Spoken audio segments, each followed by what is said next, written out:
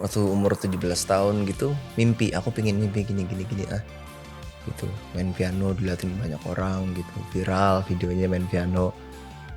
Terus alhamdulillah viral juga tuh. Tapi ketika aku udah mendapatkan mimpi itu, I feel nothing malah. Wow. Aku malah merasa, kok aku udah dapat mimpiku, tapi aku nggak ngerasain apa-apa ya. Aku nggak ngerasain kebahagiaan ya. Di kacamata agama Islam, even aku bilang aku sholat, mungkin menurut orang lain wow, perlu sholat. Tapi dalam kacamata agama itu biasa aja. Orang itu kewajiban. Kalau menurutku alam semesta ini memberikan rezeki yang cukup untuk semua orang. Ya kan cukup, tapi tidak untuk satu orang yang serakah. Hai, ini gua Daniel, tetangga kamu. Yuk kita mulai. Al sama El sendiri saat itu gimana supportnya? Banget semua keluarga itu. Kalian bertiga itu benar-benar solid banget ya? Maksudnya Banget. antara Al sama El sama Dul gitu, kalian bertiga itu sesolid itu gitu. Banget iya. Kalian sesolid apa sih? Maksudnya dari media sendiri kan kadang-kadang suka ngeblow up berita-berita yang beda-beda gitu. Ya itu dia, aku selalu dididik sama keluarga dari ayah ya, bunda juga gitu, bahwa mengajarkan bahwa memang banyak di dunia ini orang-orang yang nggak baik, banyak gitu. Dan media pun nggak semuanya baik, media ada yang buruk juga gitu. Apa media yang buruk itu? Media yang buruk adalah yang suka memecah belah, yang suka menggiring opini, yang suka membanding-bandingkan, membanding-bandingkan Al, Eldul, atau membanding-bandingkan siapa gitu. Aku selalu sama keluarga aku dididik, kalian nggak boleh terpancing sama media gitu. Kalian harus, apapun yang terjadi, kalian harus tetap stick together, kalian harus bersatu. Maka dari itu sekarang kalau udah media lagi lagi giring opini apa, kita nyantai aja bertiga gitu. Kita ketawa-tawa bertiga gitu. Karena memang ada dan aku pun pernah dipancing dan memang ada ternyata gitu. Tapi kita selalu dididik untuk kalian bertiga harus kompak gitu. Ada contoh nggak ketika lo kepancing karena apa, judul clickbaitnya apa, dan habis itu lo mungkin harus ngobrolin itu sama Al atau El? Aku nggak mau nyebutin media mana, nggak perlu. Tapi ada podcast yang mungkin memancing aku atau mancing kakak. Akhirnya itu kita harus kita live ini kehidupan nyata. Sedangkan sedangkan podcast dan lain-lain itu dunia maya. Udah itu aja sih. Ya. Kita harus fokus sendiri live gitu. Ibarat pasangan hidup lah. Ya kan banyak yang orang ngomong, enggak, kita harus fokus sama kita berdua, kayak gitu aja sih. Jadi alhamdulillahnya kakak El juga ke aku sayang banget gitu. Alhamdulillahnya. Ya emang butuh berita bro. Butuh clickbait. Iya, lo tau gak kalau misalnya media itu, ini gue sendiri juga pernah jadi kemakan hoax juga, maksudnya jadi korban hoax juga gitu kan. Dan gue akhirnya punya empati sama media ketika gue tahu kalau misalnya mereka itu dibayar gajinya kecil banget dan mereka dibayar dapat komisi setiap kali orang ngeklik dari artikelnya. Misalnya mereka dapat let's say 5 rupiah dari setiap kali orang ngeklik. Jadi mereka mikirin gimana caranya gue ngedapetin jutaan klik sehingga gue bisa dapet uang dari situ. Iya. Gitu. Nah jadi caranya mereka bikin supaya mendapatkan jutaan klik ya mereka harus clickbait. Iya. Kenapa? Kalau enggak istri gue sama anak-anak gue gak tahu mau makan apa bulan ini. Jadi gue harus ngedapetin klik sebanyak mungkin. In a way ada yang tetap fokus dengan gue adalah jurnalis, gue Tuhan yang akan provide dengan uang gitu. Tapi ada juga yang pengen ngambil shortcut gitu kan dengan mendapatkan clickbait sebanyak-banyak mungkin dan menggunakan artis sebagai ya itulah untuk mancing orang, clickbait kayak gitu. Ya aku nggak menyalahkan sih, it's okay itu kan urusan mereka kan. Ya urusan keluargaku ya kita harus stick together gitu. Itu aja sih. Aku nggak bisa menghakimi juga ya. Ya. Gue sekarang nih pengen ngomong tentang perjalanan lu sendiri sampai itu kan dari umur 13 tahun gitu ya sampai hari ini. 10 tahun udah 10 tahun ya, udah hampir 11 tahun gitu. Lu berjalan terus untuk mencari Tuhan dan mendekatkan diri lagi terus kepada Tuhan. Gue pengen ngobrolin soal itu sih. Mungkin pertama ketika lo masih di rumah sakit dan lo minta banyak hal dari Tuhan gitu. Tapi setelah keluar dari rumah sakit, bagaimana hubungan lo sendiri dengan Tuhan ketika lo sholat, ketika lo sampai akhirnya lo sekarang nih sebelum konsernya lo salawat dan zikir gitu. Gimana bro sampai perjalanan lu sendiri, perjalanan spiritualnya sendiri gitu? Aku pernah gitu waktu umur 17 tahun gitu mimpi, aku pengen mimpi gini gitu, main piano diliatin banyak orang gitu, viral videonya main piano. Terus alhamdulillah viral juga tuh yang di Malaysia gantiin ayah gitu. Akhirnya ya alhamdulillah kan impactnya kan ke job kan. Ya. Tapi ketika aku udah mendapatkan mimpi itu I feel nothing malah. Wow. Aku malah merasa kok aku udah dapat mimpiku tapi aku nggak ngerasain apa-apa ya. Aku nggak ngerasain kebahagiaan ya. Ada hole in my soul gitu. Kalau kata Aerosmith ya. I love it. Ada lubang di jiwaku. Aku mikir lagi, kalau misalkan aku punya mimpi, punya uang 10M, kalau terus aku dapat 10M, apakah aku bisa bahagia gitu? Ya akhirnya aku kan kadang kalau malam-malam suka mikir kemana-mana kan. Tapi dari contohku yang tadi ya, jangan-jangan nothing ini disebabkan karena tidak ada interaksi sama Tuhan. Jadi ada lubang di jiwa itu yang apa ya, yang hitam dan kotor. Maka dari itu kenapa aku suka baca-baca buku-buku tasawuf dan gitu-gitu, sebenarnya ya itu referensi aja gitu. Nah istimewanya Islam tuh ya, even aku bilang aku sholat, di kacamata agama Islam itu biasa aja. Bentar, what do you mean? Ini menurutku ya, Oke. ya. Di kacamata agama Islam, even aku bilang aku sholat, mungkin menurut orang lain wow, belum sholat. Tapi dalam kacamata agama itu biasa aja. Orang itu kewajiban. Oke. Contoh aku misalkan pegawainya Om Daniel nih. Ya. Om Daniel nyuruh aku minum teh dalam sehari 5 kali. Om Daniel bos. Ya. Aku minum, kewajibanku. Ya. Spesial nggak? Iya enggak, karena lu pegawai Ya enggak, karena aku pegawainya Om Daniel gitu. Gue bayar lu untuk minum teh 5 kali gitu. Iya gitu kan, Iya. Nothing special gitu. Enggak, tiba-tiba gue yang kayak thank you banget ya udah minum teh. Well actually gue bayar lu untuk minum teh ya, obviously kerjaan lu adalah minum teh gitu. Iya. Tapi minum teh itu menjadi caraku untuk mengisi lubang di jiwaku aja itu. Wow. Itu sih lebih tepatnya gitu, karena ya itu tadi. Makanya aku suka kata-katanya Tom Hardy kalau nggak salah. Oke.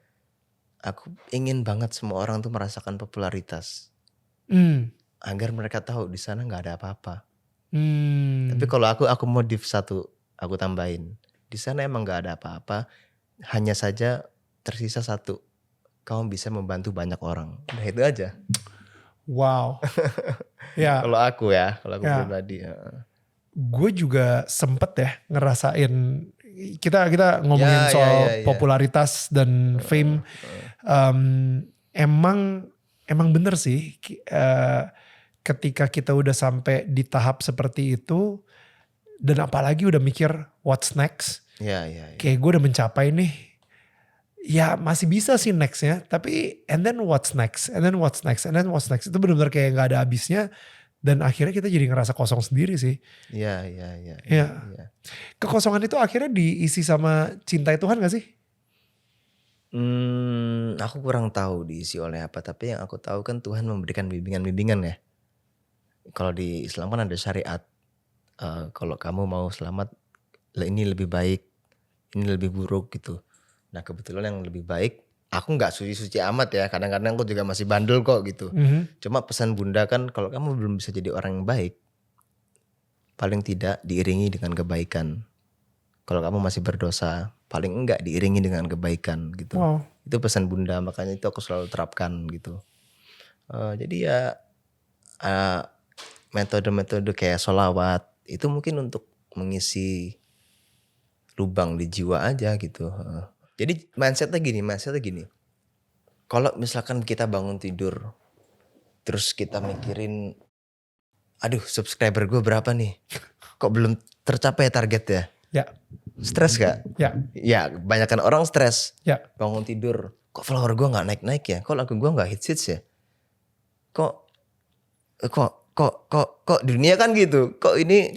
Kok si Al followernya udah lebih banyak daripada gue Iya ya? gitu misalkan gitu kan.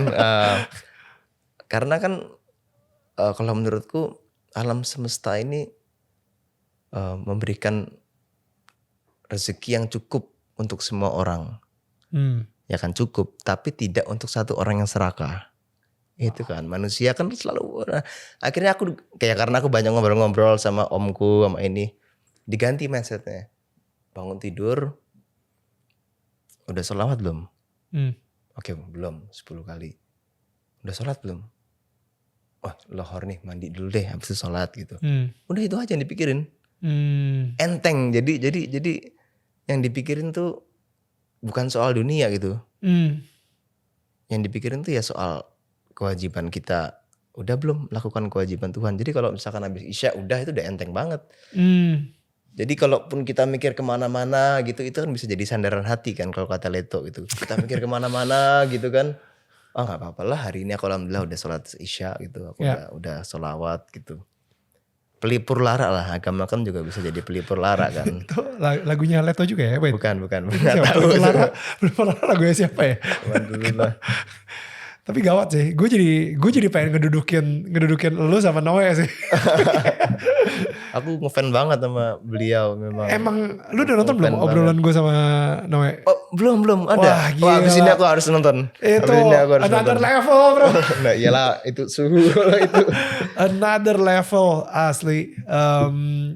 Kita juga banyak tetangga-tetangga kita yang nonton tuh benar-benar sampai mind blown gitu. Jadi kayak kalau misalnya lu duduk gitu lu nanya-nanya sama dia apapun gitu, wah kayaknya itu epic sih. Epic. Itu salah satu dari tadi ya umur 17 lo ngedapetin yang namanya kekosongan di dalam hati lo. Saat mimpi tercapai. Saat mimpi tercapai ternyata lu masih kosong juga. Dan tadi kita udah ngomongin soal kekosongan hati. Apalagi di dalam perjalanan lo mendekatkan diri sama Tuhan? Ya banyak baca buku tentu ya. Untuk baca buku kan relaxing banget kan. Terus ya sama ini sih yang lagi aku pelajarin. Belajar relax dan belajar humor. Karena ternyata tertawa kan memperpanjang umur kan. Dan bawa berkah juga. Ya banyak-banyak ketawa, banyak-banyak nongkrong sama yang bukannya aku selektif ya, tapi kadang-kadang di umur segini tuh udah males gitu nongkrong sama orang-orang yang bukan gak ada manfaatnya, tapi ngomongnya tuh gak ada artinya gitu loh. Itu sih banyak-banyak nongkrong, mungkin lebih baik lagi mungkin nongkrongnya sama yang lebih soleh, yang membuat kita selalu merasa bahwa jiwa ini masih perlu banyak diisi gitu. Kadang kan bahaya kalau kita udah merasa terisi kan. Kita udah merasa aku cukup nih. Aku soleh. Itu kan bahaya banget. Itu jebakan banget kan. Kan godaan orang yang mendekati Tuhan adalah merasa dekat dengan Tuhan. Kalau bagi aku. Bagi aku ya. Jadi itu sih. Berkumpul dengan orang-orang yang membuat kita merasa bahwa jiwa ini masih amatiran. Dan masih banyak perlu diisi lagi. Itu aja sih. Dul, gue ngerasa emang kita sebagai orang itu harus selektif. Bukannya iya. Bukannya kayak wah gue pengen bergaul dengan semua orang. Enggak perlu. Kita harus selektif banget gitu. Lebih senior kayaknya masalah itu ya. Soalnya ya kalau misalnya kita gak selektif, akhirnya pergaulan kita yang akan menentukan masa depan kita kan. Setuju. Jadi maksud gue ya emang harus selektif gitu. Wah sombong lu gak mau hangout lagi sama kita. Sorry bro. Tapi lu tidak memberi gue arti dalam hidup gue. Lu tidak membangun gue, malah menjatuhkan gue. Lu malah ngomongin orang daripada ngomongin Tuhan. Lu malah bikin gue jadi gibah dan bukan jadi soleh gitu misalnya. Ya obviously ya udah gue mendingan ngobrol sama orang-orang yang bisa memberikan gue value gitu. Dan gue suka sih kayak tadi ya kita harus selektif aja. Jangan wah gue pengen rendah hati dan tidak sombong jadi gue harus bergaul dengan semua orang. Hello boleh of course. Kita gak sombong of course ramah lo cium tangan sure. Tapi bukan artinya lo harus spend 2 jam terus sama dia tiap hari gitu. Iya gak sih? Iya betul. Ya aku di umur 23 baru merasakan itu. Harusnya dari dulu gitu. Karena banyak ternyata teman-teman kita, circle-circle kita yang tidak memikirkan kita ya. Mereka memikirkan diri mereka sendiri gitu. Mereka memikirkan postingan Instagramnya ternyata. Bukan mikirin kita. Wow. Gak bercanda. Bercanda. Curcol sedalam-dalamnya itu ya kan. Iya tapi bener itu aku setuju. Setuju banget gitu. Jadi emang gue ngasih nomor telepon pun juga selektif. Iya. Gue ngerasa ya emang itu hak gue. Kayak, tapi kan lo selebriti gak boleh sombong. Enggak lah, sekali-sekali gak apa-apa. Yang penting gue gak sombong di mata Tuhan. Ya itu dia. Kayaknya bukan selebriti doang deh harus selektif ya. Semua orang harus selektif. Semua orang, exactly. Lo sebagai, gak tau ya, gue jadi bener-bener dulu ya, gue ngeliat lo sebenarnya sebagai umat Tuhan, umatnya Allah gitu. Amin, yang benar-benar amin, mencari amin. Allah gitu. Sebagai seorang manusia yang melewati naik turun kehidupan, bukan sebagai seorang anaknya Ahmad Dhani atau Maya Estianti, tapi lu sebagai seorang yang ya pengejar atau pencari Tuhan banget gitu. Dan ya, amin. itu dia kenapa gue nikmat banget ngobrol sama lu. Thank you, aku juga senang. Karena apalagi ngomongin soal spiritual gini yang tadi aja gue bisa belajar banyak dari lu juga. Waduh, saling belajar. Ya. Serius, dan jarang kan kita bisa, kayak tadi lah yang gue ngomongin kayak lo di atas panggung, setelah turun panggung lo masih salawat juga gitu untuk menapakkan kaki lagi ke bumi. Itu sampai sekarang gue masih gila, ini harus gue terapin banget sih dalam hidup gue. Iya tuh kayaknya seumur hidup aku juga harus belajar tuh. Iya. Kadang-kadang lupa soalnya. Kadang-kadang lupa. Terus di hotel baru, oh ya belum tadi. Dan itu manusia gitu. Iya. Apa nih yang kayaknya lu sebagai Dul sendiri ya mempunyai pesan di hati lu banget yang pengen lu sampein banget gitu ya. Mungkin dengan semua ini menurut gue ini Dul yang sebelum menikah, dan nanti kita bakal ngobrol lagi sama Tisa ketika Dul yang setelah menikah. Waduh. Karena itu another season kehidupan bro. Iya. Episode kehidupan yang lain tuh abis itu tuh. Nah tapi sekarang ini di hati lo apa yang pengen lo sampein gitu? Yang ya. Ini mungkin juga aku ingin menyampaikan kepada diriku sendiri ya. Aku lihat banyak fenomena anak zaman sekarang tuh tentang overthinking, anxiety, dan lain-lain gitu ya. Apalagi kakak Elmer habis 25 tahun ngebahas tentang quarter life crisis gitu. Ini pesan buat kalian juga, buat aku juga gitu. Ada 2 hari di dalam setahun dimana kita gak bisa berbuat apa-apa gitu. Kapan itu? Hari kemarin sama hari esok. Jadi fokus aja di hari ini, do your best. Jangan terlalu banyak dengerin omongan orang yang negatif tentang kalian. Pokoknya kalian harus maju terus. Jangan patah semangat, jangan lupa jaga kesehatan. Itu yang paling penting, karena apa artinya kesuksesan bila kita gak sehat. I love it. Lu sehat apa? Lu jogging, lari? Aku renang, alhamdulillah. Renang ya? Renang, wow, ya, oke. Ya, kalau gue lari soalnya. Oke, ya emang paling bener sih itu. Anyway, Dul, ini kayaknya Bunda belum pernah dapat deh. Jadi kan lo kayak bisa ditaruh di rumah Bunda, atau mungkin nanti ketika lo membangun rumah tangga sendiri, lo punya rumah sendiri, dan habis itu lo bisa taruh. Ini isinya rumah ini sih sebenarnya. Oh iya. Rumah tangga saling menyanggah. Loh, bukan menyanggah. Kok rumah tangga? Oh, tangga. Keren. Tapi bener juga sih, rumah tangga memang harusnya saling menyanggah, bukan menyanggah gitu ya. Iya kan. Antara suami istri itu juga harusnya gila, next level. See, pemikirnya visioner gitu, I love it. Bro, thank you banget. Aku ya makasih banyak. Akhirnya setelah 3 tahun gue tungguin kita bisa ngobrol di sini. So beneran thank you banget Dol. Thank you. Maaf ada salah kata. No, please.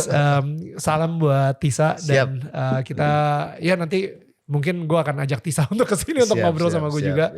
And salam buat Bunda, salam buat ayah juga, sama mami juga, sama Dedi juga gitu. Really, it's nikmat banget lah ngobrol sama. Thank you, aku juga enjoy. Salam hormat juga buat keluarga. Siap, pastinya. Salam hormat buat keluarga, netizen. Kita ketemu lagi minggu depan dengan tetangga yang gak kalah serunya. So thank you banget buat semua yang udah nonton. Dan tetangga saling menyangga bukan menyanggah. See you guys. Bye-bye.